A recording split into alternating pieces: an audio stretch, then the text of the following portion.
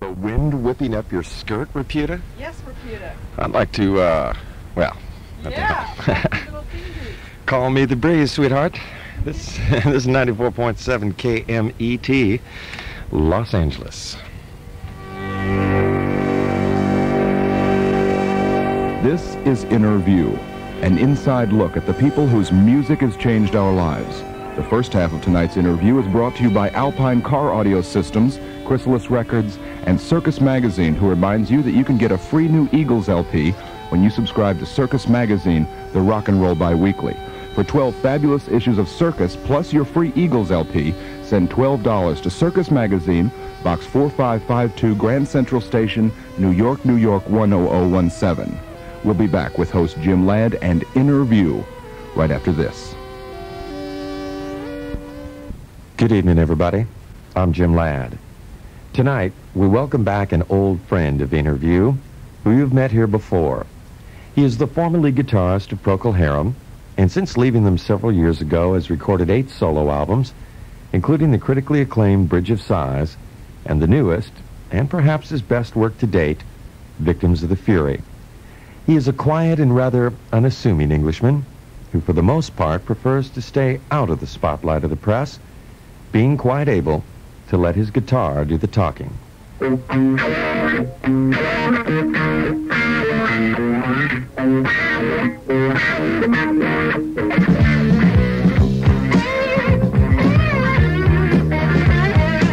of the things that you hope to achieve when you start is that one day you'll have a style that is recognized, you know? That you'll actually be doing something that is definitely nobody else, you know, and people can say, oh yeah, that's him.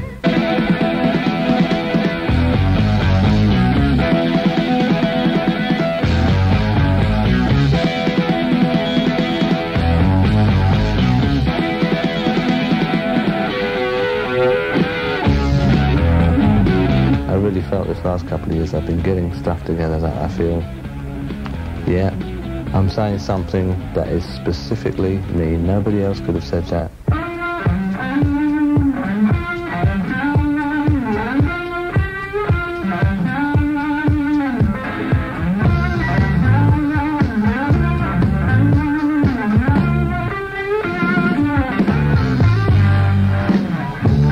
Before that, there was always the Hendrix influence thing that I felt was there.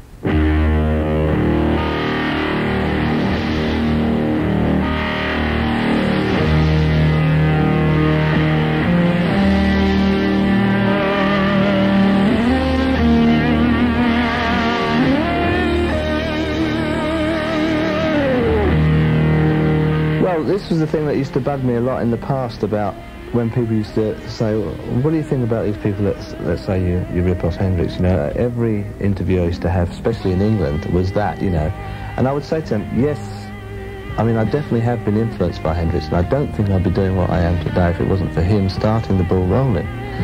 But at the same time, I think what you're talking about is a superficial thing. Beneath the technical side of it, which is the thing of where they hear the Hendrix thing, I said my music is totally different. You know, the personality of my music is not the same at all. But now I think, as I say, I think my personality's got so much stronger that I get less of that now, you know. And I think that's one of the reasons I'm more happy with this album than anything, really. And now, an interview of Robin Trower. You tell me that you love my stuff, baby, that ain't good enough. You tell me that you think I'm late, baby, you're a little late. You say you wanna buy me lunch, mister, you just hit the crumbs. You say you wanna hear my views, sister, you ain't hear the news. I quit the job, I've stopped the shop, I've hung the rag and slung the slop.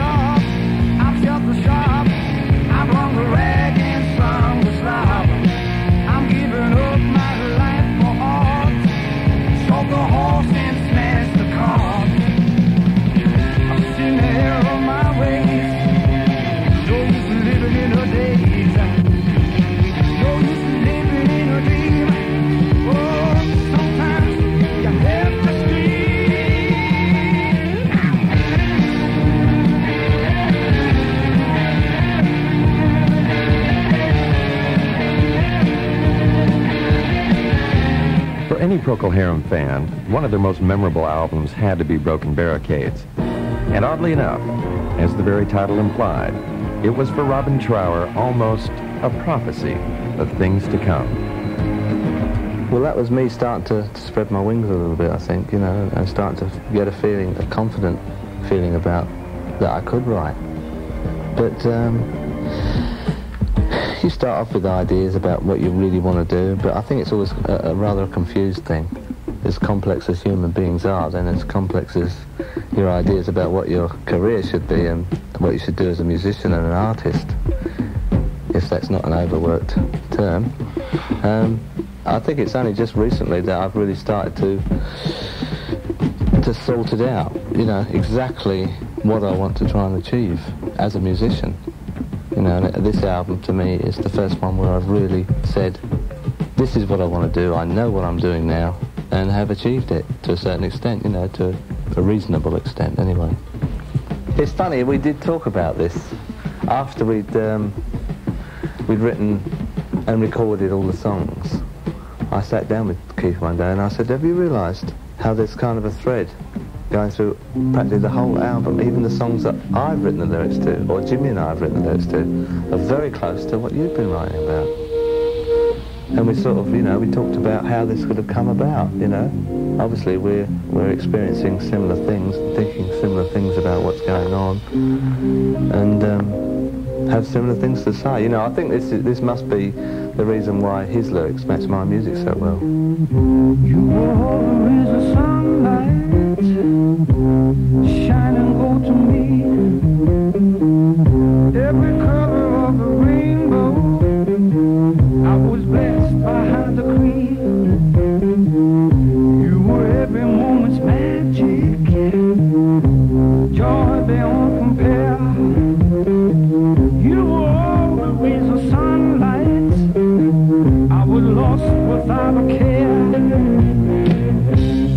Victims of the fury,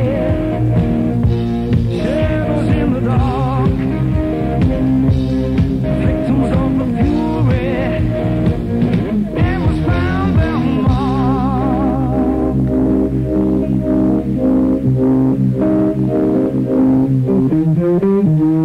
So we lived our days in rapture, like the world could never end. We were thinking about the future, we had time enough to spend.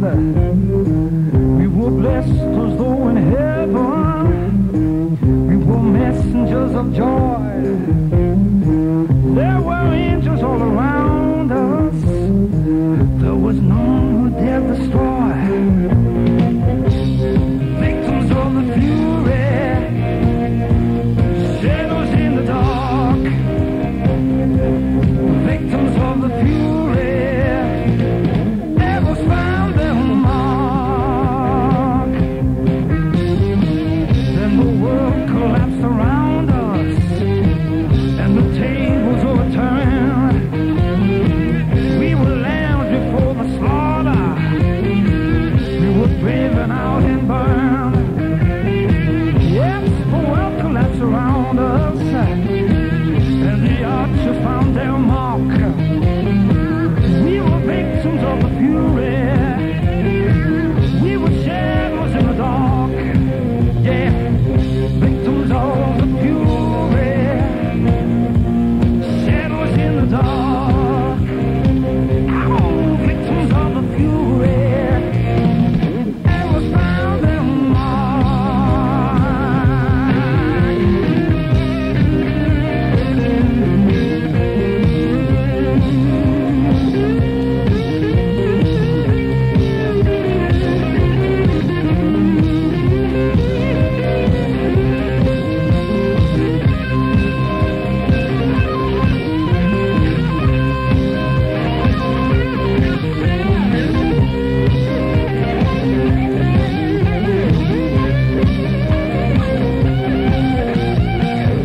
victims of the fury, shadows in the dark. Victims of the fury. Our interview of Robin Trower will return right after this. KMET is a place to be for the music on your radio.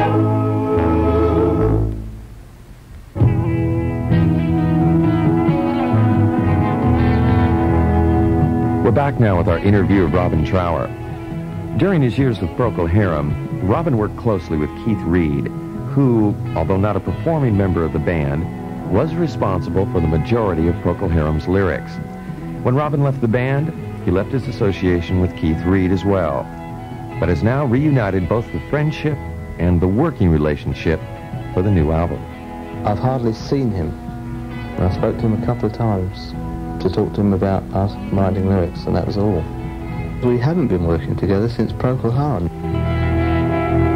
I will meet you on the other side of the moon. The doctors say that they must operate. But there's no knowing what they'll find when they open up the moon. I will meet you on the other side of the moon. I mean, I did try and explain to him what I wanted from the lyrics and why I was asking him to write the lyrics rather than write them myself. You know, I told him all that. I wanted the lyrics to have more strength, and that, by definition, you need someone who's really a great lyricist to do that, you know? I mean, there's songs there, musically, that would not exist without his lyrics being there first, see, so that's a new thing for me. But, as I say, it's just a matter of reading them through and getting a feeling off them. If he's written what you might call a poem, you know, then I take it from him, you know, and then it no longer belongs to him, it belongs to me, you know, and I try and fit it into my music, you know, or my music to it. This is a good point, you know. Now we have this thread that goes to the album, yet there was no conscious, let's sit down and write this thing, and that is fascinating to me. I think it is fascinating. I think it's absolutely fascinating, because when I mentioned it to Keith, I mean, we mentioned things like, doesn't it happen sometimes that, like, two people are working on two different projects, scientific projects, one side of the world, and they both come up with the same thing at the same time? And isn't it possible that artistic things could be like that, you know, that we're all subject to the environment, and there is going to be a time when, you know, it's just like, poof, you know, it just comes out together.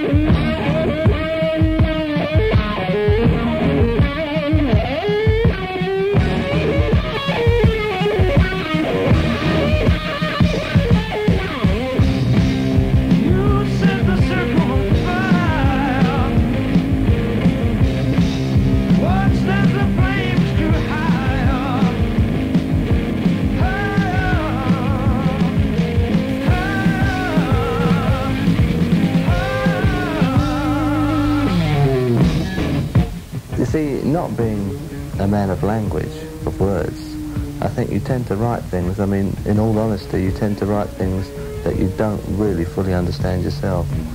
You know. How does that happen? You mean the words just... Well, yes, you write them and you have, that's kind of a feeling, but also they fit the music, and the music doesn't always have a specific meaning to it either. I see. You see, so you're writing words, you think, well, that really goes nicely, it enhances the mood of the music.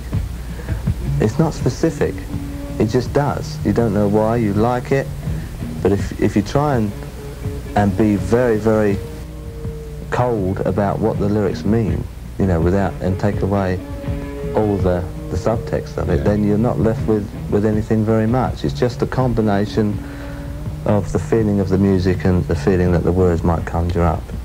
You know, a very good example of that is Bridge of Sighs.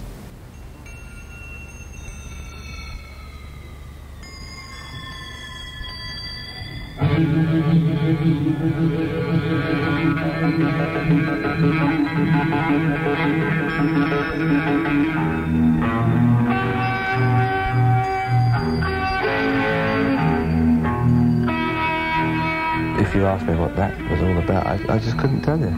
But I know that I like it. I know it feels right, and you know, and that's all you can say really. It feels right. The sun don't shine, the moon don't move, the time to us weekly.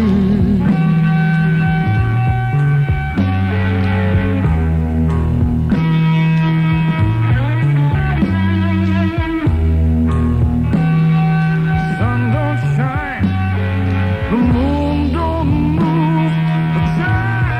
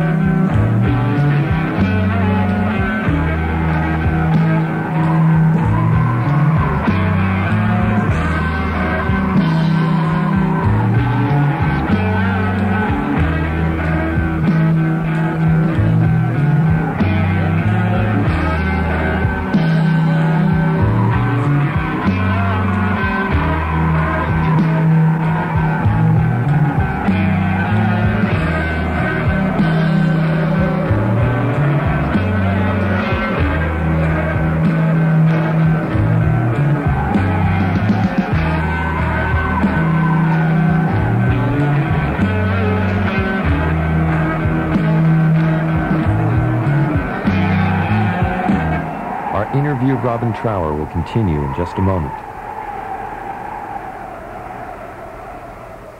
Let's get down to something that's really, I think, a meaningful question here. Does playing guitar help you get girls? I want to know this. I'm sure it does, if you want to put yourself about like that. You know? Okay. But you're not going to get more specific than that, right? Absolutely not. I see. These must be just roadies here, this line of ladies that was waiting outside. They were just here to work on the equipment. Okay, that won't air. Don't worry, Robin. Honest to God.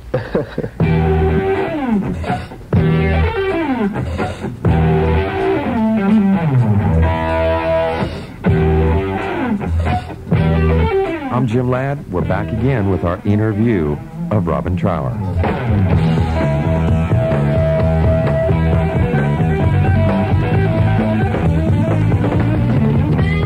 A friend of mine who knew that I was going to do this interview, and he was a guitar player, prodded me to ask you some guitar questions, if I can, here for a moment. First off, do you use a wide range of instruments, or do you specifically like one guitar to get these sounds? Yeah, I specifically play the Fender Stratocaster for the sound. I have tried other instruments. I've messed about on and off over the years with other things, but always come back to that. Now, in this bio material, which I know that you sat down one night and wrote for the record company, right? Typed it out yourself. It did make a point in there about the fact that you use very little electronic gadgets, shall we say. Is that still true? Or? No, I don't think that's true. I think I use more different sound effects than anybody. Oh, really? Yeah. Well, you got to talk to your bio writer. Yeah. No, I mean, I have a special... all my equipment is, apart from the guitars, which you asked me about being customized, is customized. Ah. And I have an electronics guy that works for me, has been working for me for 4 years now. And he invented a pedal board system whereby, you know, I can use any amount of effects that I want to. You know, my pedal board, as it stands, has 8 different pedals on it. And I can use them all in combinations. I can use them all together if I want to, you know, which... that kind of electronic gadgetry thing reached its peak as far as that side of it goes in Caravan to Midnight, whereby we were using a stereo guitar sound, and we had a different sound coming out each side of the stereo on a lot of the guitar. So where you had one guitar part coming out sounding like more than one guitar, you know, because it was split, and each split had different effects on it.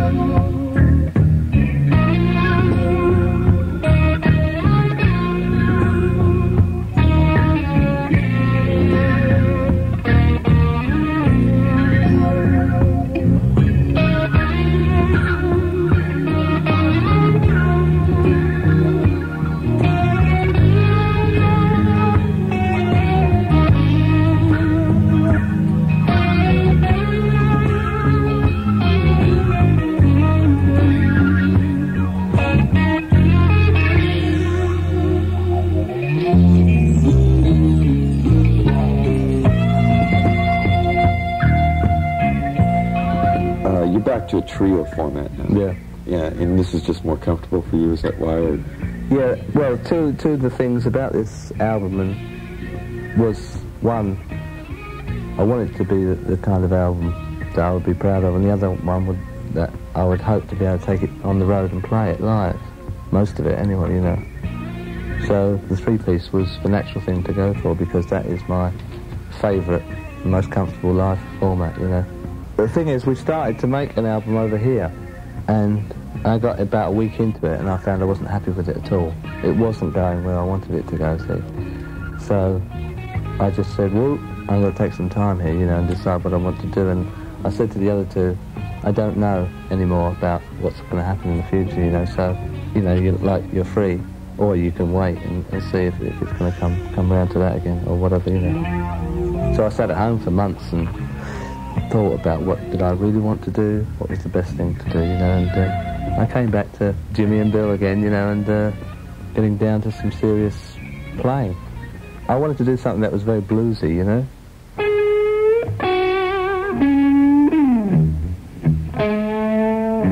You know, every time I picked the guitar up, I was getting into that, you know, and I felt, well, I should be putting this down on record, you know, this is where I'm at now, this is what I want to say. And so the three-piece, again, is perfect, you know, for that. One moment of madness, wandering into the flame.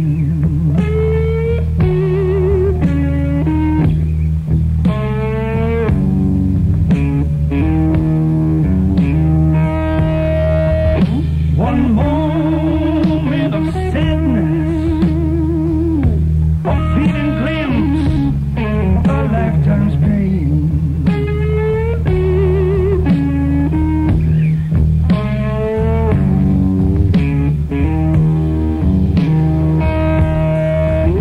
Now fate has cast its spell. You've only got yourself to blame.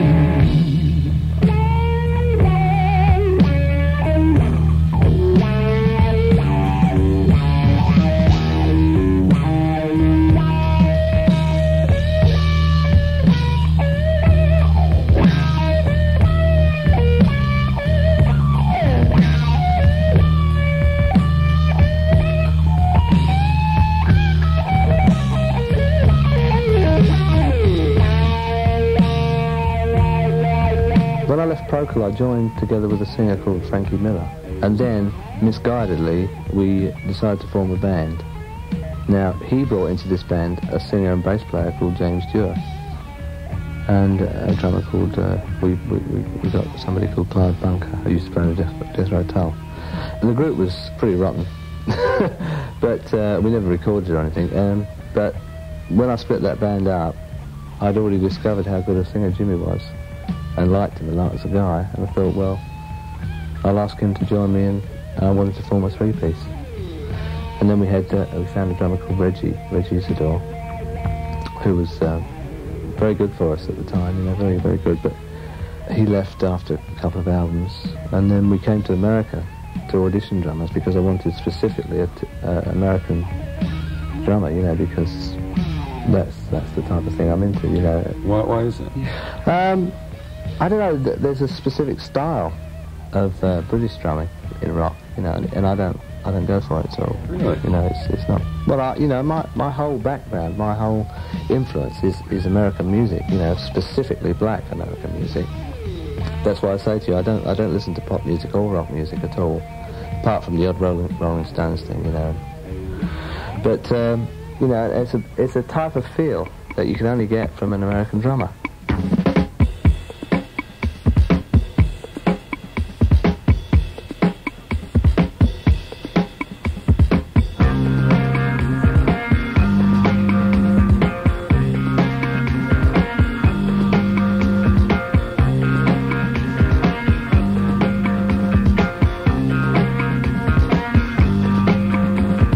In the lights around us harbor,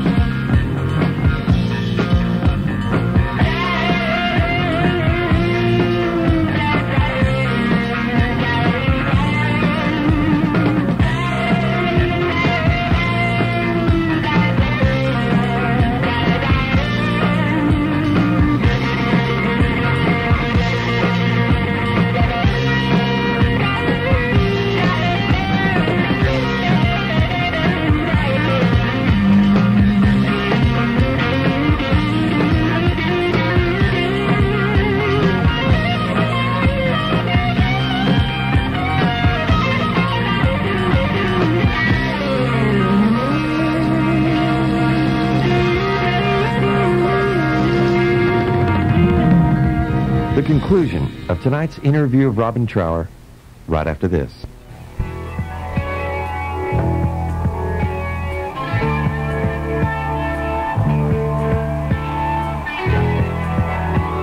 We're back now with the conclusion of tonight's interview of Robin Trower, and a subject that we alluded to at the beginning of the show, which is Robin Trower's total dedication to his art and to being a musician.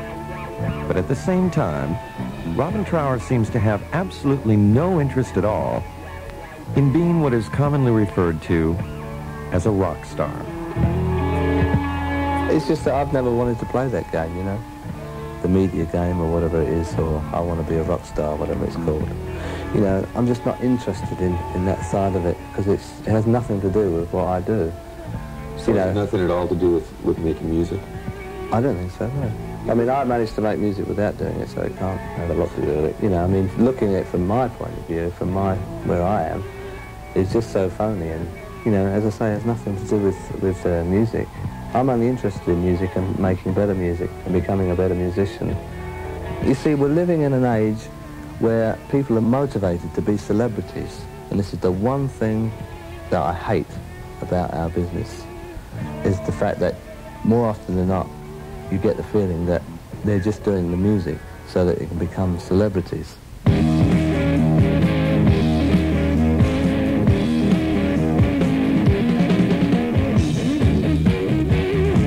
That's not where it's always been for me, you know, and I can remember a time when musicians were serious about being musicians and making music because they believed it was something special. But now it's just, to me, I see with a lot of people, I hear it and I see it and I say, it's just a stepping stone to them, you know, they want to end up and be a Hollywood movie star. The public adores you, man about town. It seems that your love life is bringing you down. And the morning is bleeding you dry. You're all caught up in a network of lies. Sweet Cinderella, they'll work you to death. They won't let you leave them, your life's a mess. They tell you they love you, just look in their eyes. You're all caught up in a network of lies. Madhouse, it's a madhouse. It's a madhouse. Yes, you're all caught up in a network of lies, lies.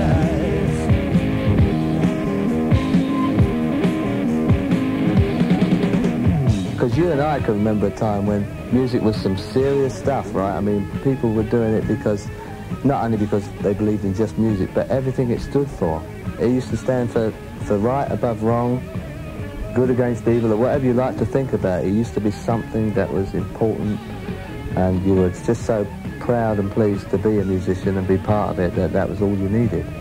And then came this other thing, you know, that people start to get greedy and start to see that there's a lot of money to be made. And if I dress like this and look like this, I know that I'm going to get this kind of acceptance from the media, and I'm going to make lots and lots of money, you know, and it's all so calculated and manufactured now. It's a madhouse. It's a madhouse. It's a madhouse. Yes, you're all caught up in a network of lies, lies.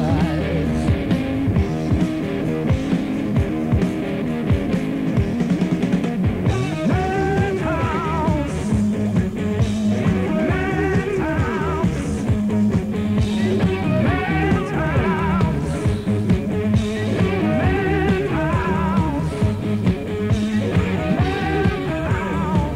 Well, lastly, I think, as I said, Madhouse is my favorite rocker, but this song, Fly Low, a very optimistic song, holding out hope. Absolutely. I mean, absolutely.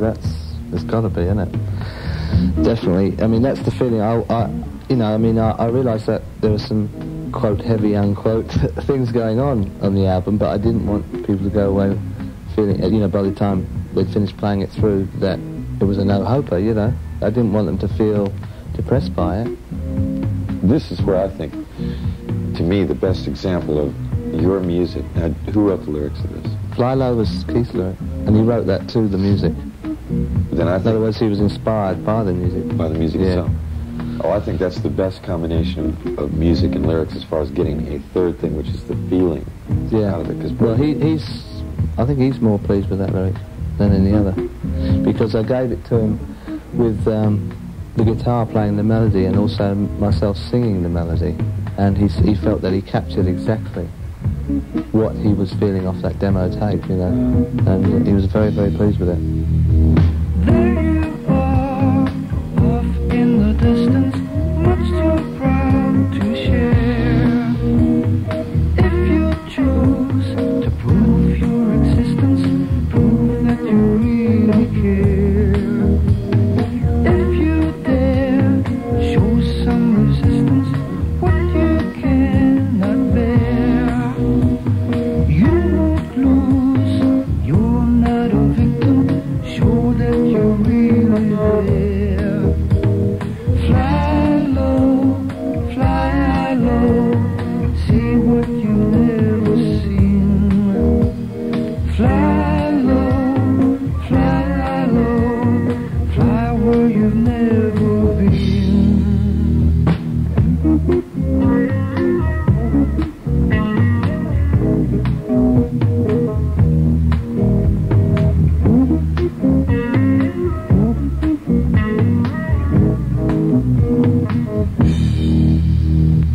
There you are, off in the distance, sunk without a prayer. You may seek your own deliverance, you'll never find it there. Fly low, see what you've never seen. Fly low, fly where you've never been. Fly low, see what you've never seen. Fly low, fly where you've never been.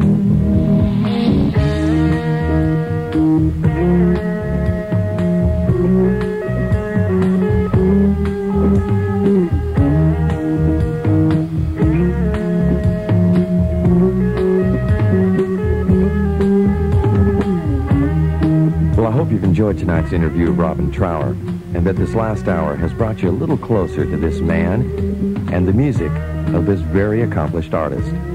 I hope you'll join us next week, same time and same frequency, for another interview. I'm Jim Ladd. Thank you. Before, can you just say Yeah. Interview is your favorite radio show you've ever heard in your life, and say goodbye to America for us? The Interview. Now, seriously, what do you want me to say? Just any kind of goodbye to America. And, Goodbye, America. that's creative, Robin.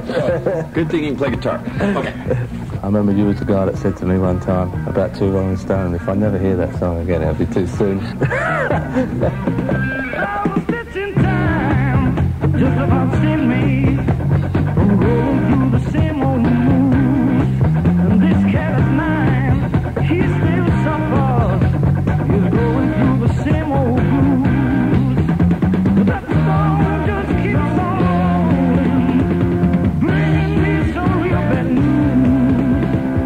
Take us, get the honey, give us sing the blues.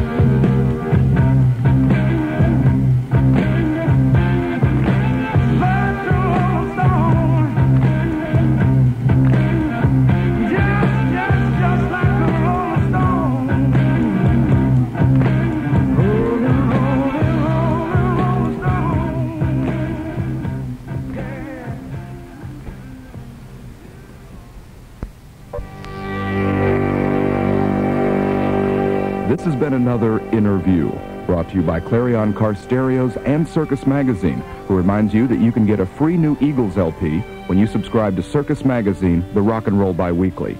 For 12 fabulous issues of Circus, plus your free Eagles LP, send $12 to Circus, Box 4552, Grand Central Station, New York, New York, 10017.